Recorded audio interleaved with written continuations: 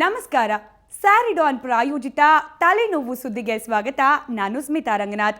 ಬೆಳಗಾವಿ ಅಧಿವೇಶನದಲ್ಲಿ ವಿಧಾನಸಭೆಯ ಸ್ಪೀಕರ್ ಕಾಗೋಡು ತಿಮ್ಮಪ್ಪನವರಿಗೆ ಎದುರಾದ ತಲೆನೋವು ಒಂದೆರಡಲ್ಲ.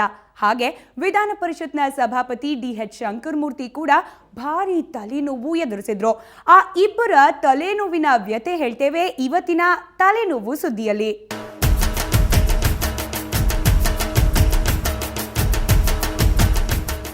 ವಿಧಾನಸಭಾ ಸ್ಪೀಕರ್ ಕಾಗೋಡು ತಿಮ್ಮಪ್ಪ ಮತ್ತು ವಿಧಾನ ಪರಿಷತ್ ಸಭಾಪತಿ ಡಿ.ಎಚ್. ಶಂಕರಮೂರ್ತಿ ಈ ಇಬ್ಬರು ತಲೆನೋವು ಎದುರಿಸಿದ್ದು ಬರೀ ವಿಪಕ್ಷದವರಿಂದಷ್ಟೇ ಅಲ್ಲ, ಆಡಳಿತ ಪಕ್ಷದ ಸದಸ್ಯರಿಂದ ಕೂಡ ಅನುಭವಿಸಿದ್ರು. ಈ ಬಾರಿಯ ಬೆಳಗಾವಿ ಅಧಿವೇಶನ ಈ ಇಬ್ಬರಿಗೂ ದೊಡ್ಡ ತಲೆನೋವಾಗಿ ಹೋಗಿತ್ತು.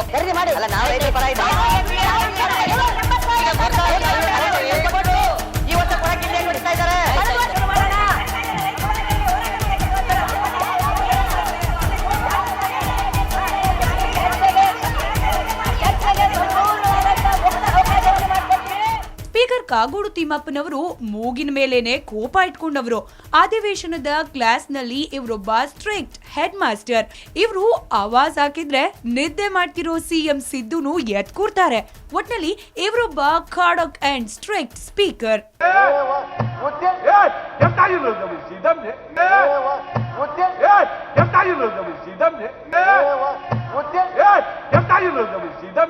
ಇವರೇ ಇನ್ನೊಬ್ರಿಗೆ ತಲೆನೋವು ಕೊಡೋ ಮನುಷ್ಯ. ಆದ್ರೆ ಕಳೆದ ಬೆಳಗಾವಿ ಅಧಿವೇಶನದಲ್ಲಿ ಇವರ ತಲೆನೇ ನೋವಿನಿಂದ ಸೀಳಿದು ಹೋಗಿತ್ತು.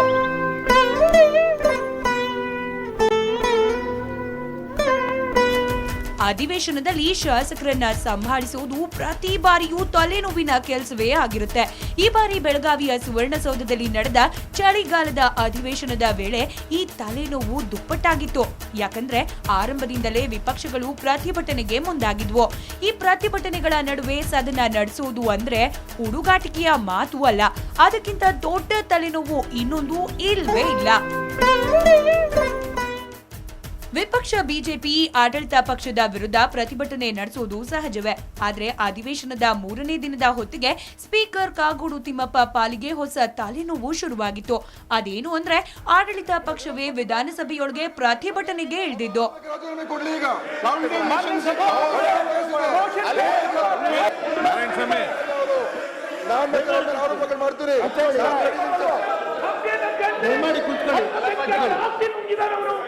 ಇದೇ ನೋಡಿ ಸ್ಪೀಕರ್ಗೆ ಈ ಬಾರಿ ಅತಿ ದೊಡ್ಡ ತಲೆನೋವಾಗಿ ಪರಿಣಮಿಸಿದ್ದು. ಬಿಜೆಪಿ ಶಾಸಕ ಪ್ರಭು ಚೌಹಾಣ್ ವಿಧಾನಸಭೆಯೊಳಗೆ ಕುಳಿತು ತೆಪ್ಪಗೆ ಭಾಷಣ ಕೇಳೋದ್ ಬಿಟ್ಟು ಸುಮ್ನಿರ್ಲಾರ್ದೆ ಇರ್ವೇ ಬಿಟ್ಕೊಂಡ್ರು ಅನ್ನೋ ಹಾಗೆ ತಮ್ಮ ಮೊಬೈಲ್ ನಲ್ಲಿ ಪ್ರಿಯಾಂಕಾ ಗಾಂಧಿ ಚಿತ್ರವನ್ನ ಝೂಮ್ ಮೇಲೆ ಝೂಮ್ ಮಾಡಿ ನೋಡಿದ ಪ್ರಕರಣ 2 ದಿನ ಅಧಿವೇಶನ ತಿಂದಾಕ್ತು. ಜೊತೆಗೆ ತಿಮ್ಮಪ್ಪನವರಿಗೆ ಇದೊಂದು ದೊಡ್ಡ ತಲೆನೋವು ತಂದಿಡ್ತು.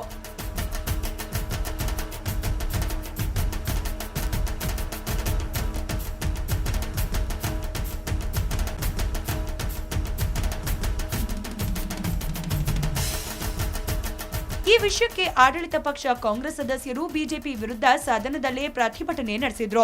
ಆಡಳಿತ ಪಕ್ಷವೇ ಪ್ರತಿಭಟನೆ ಮಾಡ್ತಿರುವಾಗ ಸ್ಪೀಕರ್ ಏನ್ ಮಾಡ್ಬೇಕು ಹೇಳಿ? ಎಂದಿನಂತೆ ಗದರಿಸಿ ಸುಮ್ನಿರ್ಸೋಣ ಅಂದ್ರೆ ಹೇಳಿ ಕೇಳಿ ಅಧಿನಾಯಕಿಯ ಸೋನಿಯಾ ಗಾಂಧಿಯವರ ಪುತ್ರಿ ಪ್ರಿಯಾಂಕಾ ಗಾಂಧಿ ಪ್ರಕರಣ. ಪ್ರತಿಭಟನೆಯನ್ನು ತಡೆಯೋಕಾಗ್ತಿಲ್ಲ, ಸದನ ನಡೆಸೋಕಾಗ್ತಿಲ್ಲ.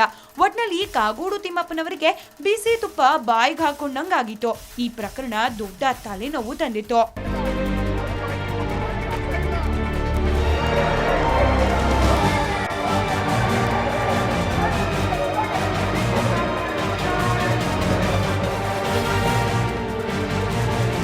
ಮೊದಲ ದಿನ ಪೂರ್ತಿ ಆಡಳಿತ ಪಕ್ಷದ ಸದಸ್ಯರು ಪ್ರತಿಭಟನೆ ನಡೆಸಿದ ತಲೆನೋವು ಎದುರಿಸಿದ ಸ್ಪೀಕರ್ ಕಾಗೋಡು ತಿಮ್ಮಪ್ಪ ಮರುದಿನ ವಿಪಕ್ಷಗಳು ಅಂಬರೀಶ್ ಕೂಡ ಮೊಬೈಲ್ ನೋಡ್ತಿದ್ರು ಅಂತ ಪ್ರತಿಭಟನೆ ಆರಂಭಿಸಿಬಿಟ್ವು.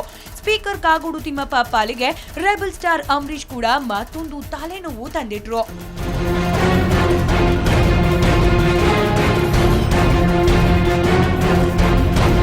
ಆಡಳಿತ ವಿಪಕ್ಷಗಳ ನಡುವೆ ವಾಕ್ಸಮರ, ಮಾತಿನ ಚಕಮಕಿಯು ತಾರಕಕ್ಕೇರಿತು. ಈ ತಲೆನೋವು ಸಹಿಸಲಾಗದೆ ಸ್ಪೀಕರ್ ಕಾಗೋಡು ತಿಮ್ಮಪ್ಪ 10 ನಿಮಿಷಕ್ಕೂ ಸದನ ಮುಂದೂಡಿದ್ರು. ಆದ್ರೂ ಪ್ರಯೋಜನ ಆಗ್ಲಿಲ್ಲ. ಕಡೆಗೆ ಮರುದಿನಕ್ಕೆ ಸದನವನ್ನ ಮುಂದೂಡಿದ್ರು. ಇನ್ನು ಈ ತಲೆನೋವು ಸಹಿಸಲಾಗದು ಅಂತ ನಿರ್ಧರಿಸಿದ ಸ್ಪೀಕರ್ ಕಾಗೋಡು ತಿಮ್ಮಪ್ಪ ಮರುದಿನ ಬೆಳಗ್ಗೆಯೇ ಮೊಬೈಲ್ನಲ್ಲಿ ಪ್ರಿಯಾಂಕಾ ಗಾಂಧಿ ಚಿತ್ರವನ್ನ ಝೂಮ್ ಮಾಡಿ ನೋಡಿದ ಪ್ರಭು ಚವ್ಹಾಣ್ರನ್ನ 1 ದಿನದ ಮಟ್ಟಿಗೆ ಅಮಾನತು ಮಾಡಿಬಿಟ್ರು. ಸಚಿವ ಅಂಬರೀಶ್ ಹಾಗೂ ಕಾಂಗ್ರೆಸ್ ಶಾಸಕ ಎಸ್ ಮಲ್ಲಿಕಾರ್ಜುನ್ಗೆ ಸದನದ ವೇಳೆ ಮೊಬೈಲ್ ವೀಕ್ಷಿಸದಕ್ಕೆ ಎಚ್ಚರಿಕೆ ನೀಡಿದ್ರು. ಈ ಬಗ್ಗೆ ನಿರ್ಣಯ ಪ್ರಕಟಿಸಿ ಸದನ ನಡೆಸಿದ್ರು. ಇಷ್ಟೆಲ್ಲ ಆದ್ಮೇಲೆ ಇನ್ನೇನು ಕಲಾಪ ಆರಂಭ ಆಯ್ತು. ಆರಂಭ ಆದ್ಮೇಲೆ ಪ್ರಶ್ನೆ ಕೇಳುವವರಿಗೆ ಹೇಗ್ ಕೇಳ್ಬೇಕು ಅಂತ ಹೇಳಿಕೊಡೋ ತಲೆನೋವು ಬೇರೆ. ಅಯ್ಯೋ ರಾಮ.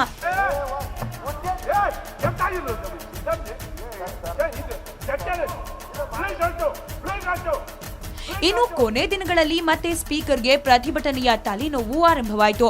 ಈ ಬಾರಿ ಬಿಜೆಪಿ ಕಳಂಕಿತ ಸಚಿವರ ವಿಚಾರ ಚರ್ಚೆಗೆ ಅವಕಾಶ ಕೋರಿದ್ದು ಸಾಕಷ್ಟು ಚರ್ಚೆಗೆ ಗ್ರಾಸವಾಗಿತ್ತು.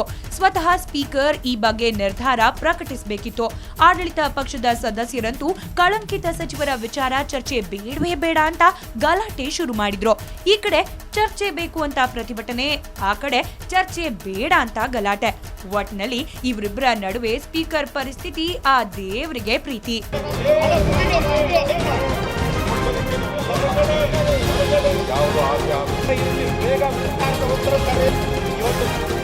ಈ ನಡುವೆ ಕಾನೂನು ಮತ್ತು ಸಂಸದೀಯ ವ್ಯವಹಾರಗಳ ಸಚಿವ ಟಿ.ಬಿ. ಜಯಚಂದ್ರ ಪದೇ ಪದೇ ಎದ್ದು ನಿಂತು ಯಾವ ಕಾರಣಕ್ಕೆ ಚರ್ಚೆಗೆ ಅವಕಾಶ ಕೊಡಬಾರ್ದು ಅಂತ ವಿವರಿಸ್ತಾ ಇದ್ರು. ಆತ ಪ್ರಕರಣಗಳು ಲೋಕಾಯುಕ್ತದಲ್ಲಿವೆ ಅಂತ ಜಯಚಂದ್ರ, ಇತ್ತ ಚರ್ಚೆಗೆ ಅವಕಾಶ ಕೊಡ್ಲೇಬೇಕು ಅಂತ ವಿಪಕ್ಷ ನಾಯಕ ಜಗದೀಶ್ ಶೆಟ್ಟರ್. ಇವರಿಬ್ಬರ ನಡುವೆ ಸ್ಪೀಕರ್ ಕಾಗೋಡು ತಿಮ್ಮಪ್ಪ ಕಾರ್ಯದರ್ಶಿಗಳಿಂದ ಮಾಹಿತಿ ಪಡೆಯುತ್ತಾ ತಲೆನೋವು ನಿವಾರಿಸಿಕೊಳ್ಳಿಕ್ಕೆ ಸ್ಯಾರಿಡಾನ್ ರೀತಿ ಪರಿಹಾರ ಹುಡುಕಿಕೊಳ್ತಾನೆ ಇದ್ರು. ಪರಿಣಾಮ ಸ್ಪೀಕರ್ ರೂಲಿಂಗ್ ಕೊಟ್ಟೇ ಬಿಟ್ರು. ಪ್ರಕರಣಗಳು ಲೋಕಾಯುಕ್ತದಲ್ಲಿರೋದ್ರಿಂದ ಚರ್ಚೆಗೆ ಅವಕಾಶ ಇಲ್ಲ ಅಂತ ಹೇಳ್ಬಿಟ್ರು. ಇಷ್ಟು ಸಾಕಲ್ಲ, ಬಿಜೆಪಿ ಸದಸ್ಯರು ಸದನದ ಬಾವಿಯಲ್ಲಿ ಆಡಳಿತ ಪಕ್ಷದ ವಿರುದ್ಧ ಧಿಕ್ಕಾರ ಜೋರ್ ಮಾಡಿದ್ರು. ನೋಡುವಷ್ಟು ನೋಡಿ ಸ್ಪೀಕರ್ ಸದನ ಮುಂದೂಡಿ ಅವತ್ತಿನ ಮಟ್ಟಿಗೆ ಸ್ವಲ್ಪ ತಲೆಭಾರ ಕಡಿಮೆ ಮಾಡಿಕೊಂಡ್ರು.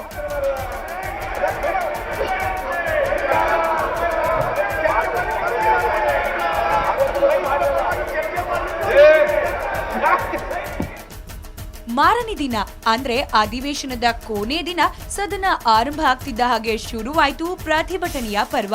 ಆ ಧರಣಿಯ ನಡುವೆಯೇ ಒಂದಿಷ್ಟು ವಿಧೇಯಕಗಳಿಗೆ ಅಂಗೀಕಾರವೂ ಆಗೋಯ್ತು. ಇತ್ತ ಪ್ರತಿಭಟನೆ ಮುಂದುವರೆದೇ ಇತ್ತು. ಕೊನೆ ದಿನವಾದ್ರಿಂದ ಇದು ಮುಗಿಯೋ ಕಥೆಯಲ್ಲ ಅನ್ನೋದನ್ನ ಅರಿತ ಸಭಾಧ್ಯಕ್ಷ ಕಾಗೋಡು ತಿಮ್ಮಪ್ಪ ಸದನವನ್ನ ಅನಿರ್ದಿಷ್ಟಾವಧಿಗೆ ಮುಂದೂಡಿ ತಲೆನೋವನ್ನ ಸಂಪೂರ್ಣವಾಗಿ ನಿವಾರಿಸಿಕೊಂಡಿದ್ರು. ಇವಿಷ್ಟು ವಿಧಾನಸಭೆಯಲ್ಲಿ ಸ್ಪೀಕರ್ ಕಾಗೋಡು ತಿಮ್ಮಪ್ಪನವರಿಗೆ ಎದುರಾದ ತಲೆನೋವು. ಆತ ವಿಧಾನ ಪರಿಷತ್ನಲ್ಲಿ ಸಭಾಪತಿ ಶಂಕರ್ ಮೂರ್ತಿ ಅವರಿಗೆ ಎದುರಾದ ತಲೆನೋವು ಕಡಿಮೆ ಏನಲ್ಲ ಸ್ವಾಮಿ.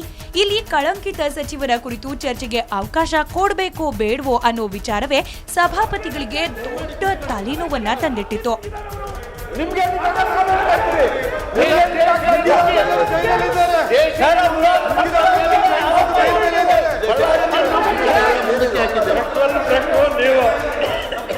ಇವುಗಳ ಮಧ್ಯೆ ಇಡೀ ಅಧಿವೇಶನದಲ್ಲಿ ಶಂಕರ್ ಮೂರ್ತಿ ಅವರನ್ನ ಕಾಡಿದ್ದು ಆಡಳಿತ ಪಕ್ಷ ಸದಸ್ಯ ವಿ.ಎಸ್. ಉಗ್ರಪ್ಪ. ವಿಪಕ್ಷಗಳು ಯಾವುದೇ ವಿಚಾರ ಪ್ರಸ್ತಾಪಿಸಲಿ ಅದಕ್ಕೊಂದು ಸೆಕ್ಷನ್ ಉಲ್ಲೇಖದೊಂದಿಗೆ ಉಗ್ರಪ್ಪನವರ ಕ್ರಿಯಾಲೋಪ ಇದ್ದೇ ಇರ್ತಿತ್ತು. ಉಗ್ರಪ್ಪ ಎತ್ತಿದ ಕ್ರಿಯಾಲೋಪ ಪರಿಶೀಲನೆಗೆ ಒಳಪಡಿಸಲಾಗಬೇಕಾದ ಅನಿವಾರ್ಯತೆ ಪ್ರತಿ ಬಾರಿಯೂ ಎದುರಾಗ್ತಿತ್ತು. ಹೀಗಾಗಿ ಸದನದಲ್ಲಿ ಉಗ್ರಪ್ಪ ಎದ್ದು ನಿಂತ್ರಂದ್ರೆ ಶಂಕರ್ ಮೂರ್ತಿ ಅವರಿಗೆ ತಲೆನೋವು ಗ್ಯಾರಂಟಿ ಅನ್ನುವಂತಾಗಿತ್ತು. ಇದು ಉಗ್ರಪ್ಪನವರಿಗೂ ತಿಳಿಯದ ವಿಚಾರವೇನಲ್ಲ. ಹೀಗಾಗಿ ಅವರು ಸಮಯ ಸಿಕ್ಕಾಗೆಲ್ಲ ಸಭಾಪತಿಗಳನ್ನ ಇಕ್ಕಟ್ಟಿಗೆ ಸಿಲುಕಿಸಲು ಅವಕಾಶವನ್ನ ಸರಿಯಾಗಿಯೇ ಬಳಸಿಕೊಳ್ತಿದ್ರು. ಇನ್ನು ಅಧಿವೇಶನದ ಕೊನೆಯ 3 ದಿನ ಶಂಕರ್ ಮೂರ್ತಿ ಅವರಿಗಂತೂ ಪೂರ್ತಿ ತಲೆನೋವು. ಕೊನೆಯ 3 ದಿನಗಳಿರುವಾಗ ಕಳಂಕಿತ ಸಚಿವರ ವಿಚಾರವನ್ನ ಗಂಭೀರವಾಗಿ ಕೈಗೆತ್ತಿಕೊಂಡ ಬಿಜೆಪಿ ಸಭಾಪತಿಗಳಿಗೆ ತಲೆನೋವು ತಂದಿಟ್ಟಿತ್ತು. ಚರ್ಚೆಗೆ ಅವಕಾಶ ಕೊಡಬೇಕೋ ಬೇಡವೋ ಅನ್ನೋ ವಿಚಾರವೇ 3 ದಿನ ಚರ್ಚೆಯಾಯಿತು. ಬಿಜೆಪಿ ನಿಲುವಳಿ ಮಂಡನೆಗೆ ಮುಂದಾದಾಗ ಕ್ರಿಯಾಲೋಪ ಎತ್ತಿದ ಕಾಂಗ್ರೆಸ್ ಪೂರಕ ದಾಖಲೆಗಳನ್ನ ಒದಗಿಸಿತು. ದಾಖಲೆಗಳ ಪರಿಶೀಲನೆ ಮಾಡೋದೇ ತಲೆನೋವಾಗುವ ಮಟ್ಟಕ್ಕೆ ಕಾಂಗ್ರೆಸ್ ದಾಖಲೆಗಳನ್ನ ಮುಂದಿಟ್ಟಿತು. ನಿಮ್ಮ ವಿರೋಧ ಪಕ್ಷ ನಾಯಕರ ಮೇಲೆ ಎಫ್ಐಆರ್ ಇದೆ. ಮನೆ ರೇಡ್ ರಾಜೀನಾಮೆ ಕೊಡ್ಲಿ. ಈಗ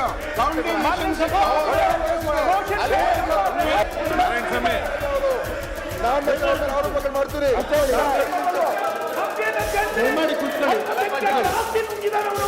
ಇದರ ಜೊತೆಯಲ್ಲೇ ಜಾಮರ್ ಇದ್ರೂ ತೂರಿ ಬರ್ತಿದ್ದ ಮೊಬೈಲ್ ಸಿಗ್ನಲ್ಗಳು ಆಗಾಗ ಶಂಕರಮೂರ್ತಿ ಅವರ ತಾಳ್ಮೆ ಪರೀಕ್ಷಿಸ್ತಾ ಇದ್ವು. ಒಟ್ಟಾರೆ ಬಹುತೇಕ ಅಧಿವೇಶನದಲ್ಲಿ ಒಂದೆರಡು ದಿನ ಹೊರತುಪಡಿಸಿ ಉಳಿದ ಅವಧಿಯೆಲ್ಲ ಡಿಎಚ್ ಶಂಕರಮೂರ್ತಿ ಅವರಿಗೆ ಒಂದಿಲ್ಲ ಒಂದು ತಲೆನೋವು ಇದ್ದೇ ಇತ್ತು. ಕೊನೆಗೆ ಡಿಸೆಂಬರ್ 20ರಂದು ಸದನವನ್ನ ಅನಿರ್ದಿಷ್ಟಾವಧಿಗೆ ಮುಂದೂಡಿದ ನಂತರವೇ ಅವರು ಕೊಂಚ ನಿರಾಳವಾಗಿದ್ದು. ವೀರೇಂದ್ರ ಒಪ್ಪುಂದ ಮತ್ತು ಕಿರಣ್ ಹನ್ಯಾಡ್ಕ, ಪೊಲಿಟಿಕಲ್ ಬ್ಯೂರೋ, ಸುವರ್ಣ ನ್ಯೂಸ್.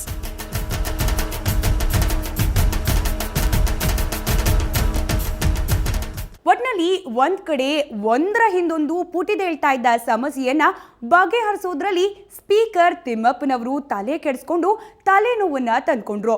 ಇತ್ತ ಶಂಕರಮೂರ್ತಿ ಅವರು ಪ್ರಶ್ನೆಗಳ ಸುರಿಮಳೆಗೇನೆ ತಲೆನೋವು ತಂದ್ಕೊಂಡ್ರು. ಇದೇ ಈ ಹೊತ್ತಿನ ವಿಶೇಷ. ನೇರ, ದಿಟ್ಟ, ನಿರಂತರ ಸುದ್ದಿಗಾಗಿ ನೋಡ್ತಾ ಇರಿ ಸುವರ್ಣ ನ್ಯೂಸ್.